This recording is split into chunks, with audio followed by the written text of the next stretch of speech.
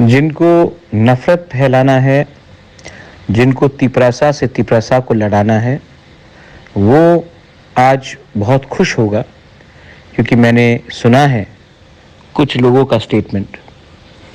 Government of India ने आपको पुरस्कार दिया है, इसका ये मतलब नहीं है कि आपको बिक जाना है अपने कम्युनिटी को भूलकर। ठीक है, किसी को पद्मश्री मिला है, किसी को पद्म विभूषण मिला है, किसी को कुछ और मिला है, लेकिन आप मत भूलिए कि आपको जन्म एक माँ ने दिया और वो माँ तिपरासा थी। आपको एक अस्तित्व हमारे जाति से मिला है। आपने जो भी कहा है मैंने सुना है, मुबारक हो।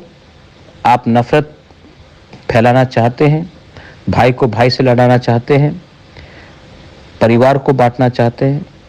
मैं 2024 में प्यार, पॉजिटिविटी और थानसा को स्प्रेड करूंगा। आप कीजिए जो आपको करना है, नफरत फैलाइए, मैं थानसा को फैलाऊंगा।